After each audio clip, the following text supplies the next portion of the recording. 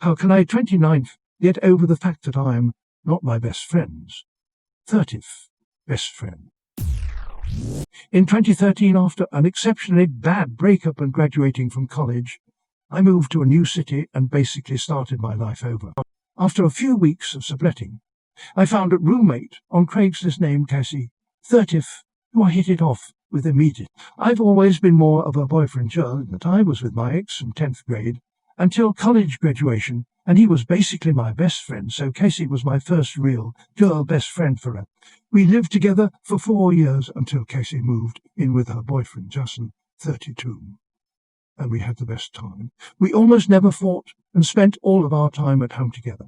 We are both incidentally from the same home state, have a lot of similar interests and personalities and complement each other in lots of ways. I get along super well with Justin too, and they never made me feel like a third wheel. I have a larger friend group now in New City, and thankfully lots of girl friends, but Kasie is still my best friend forever, and we talk/text constantly, hang out weekly, etc. The problem, Annie is Casie's best friend. They've been best friends since their early 20s and are kind of a package deal. Annie is very cool and smart and funny, and she and I are good friends too, and there's no competition between us or anything. She and I even hang out without Kasie sometimes. I can't stress enough that we all get along and that this isn't like the movie Bridesmaids or anything. But sometimes I feel really sad that Kasie is my best friend, but Annie is hers. Kasie will refer to me as one of her best friends, but we all know that Annie is one. If Kasie ever says something like, "You are my favourite," to Jason, he laughs and says, "No, Mrs. Annie." If Kasie and Jason get married, Annie will be maid of honor. No question. Everyone kind of says Kasie and Annie like they're one entity. They have very big and beautiful matching tattoos, though Kasie and I have matching tattoos too. But imagine it being something like a 1-inch potato, because we're both from Idaho. Whereas Kasie and Annie have gorgeous tattoos that cover most of their upper arm. I don't know how to get over this sadness. It feels really childish.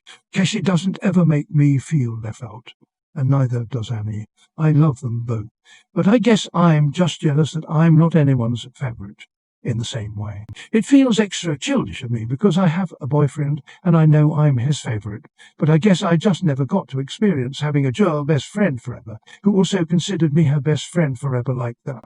How can I be satisfied with being almost the best and not the best? Move too long, don't read.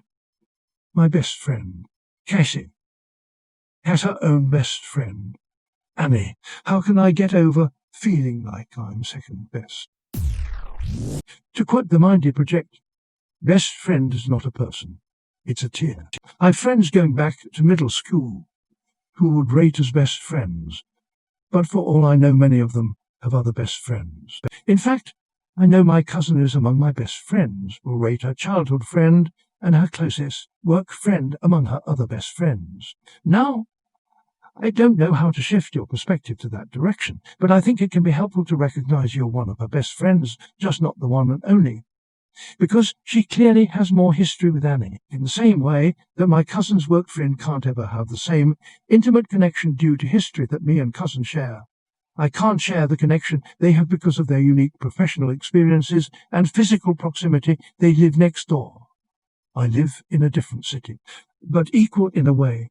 It may also help to cherish and think about your other close friendships. Maybe you will find some people who can join your tier. So I've been the Kasie in my friendship for the last 12 years, and let me offer you some insight. My two best friends are never competing in my mind. One of them is from the same hometown and same cultural background and likes all the things half of my personality likes.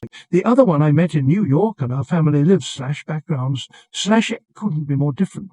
But we have the best time together, and she's constantly teaching me new things and likes all the things that the other part of my personality likes. They both consider me their best friend. They're both amazing, smart and incredible woman, and while maybe you ask my mum, my boyfriend who my best friend was, they would choose one of them simply because of time. But that is not how I view it. They're both my best friends and my soulmates. I would never choose a favourite, nor would I ever want to, because they bring equally important, but different things to my life. That was long, but point is, Kasie loves you, and I'm sure She loves Annie too, but not any more, any less. History has an impact on how other people view the relationship, but not on the actual relationship. Don't be sad and don't be jealous. It sounds like you are loved. Also, your tattoo may be smaller, but it's still a tattoo. And it might be smaller just because she already had a giant one on her shoulder, so she wanted to keep it down. I doubt it correlates to love. As I get older, my tattoos get smaller and less drastic. Every relationship is asymmetric, and there's something to learn here. Everybody is free to give as much as they want, but nobody has the obligation to give you as much as you want. You should love people for what they are as long as they don't hurt you on purpose, not for what they give you.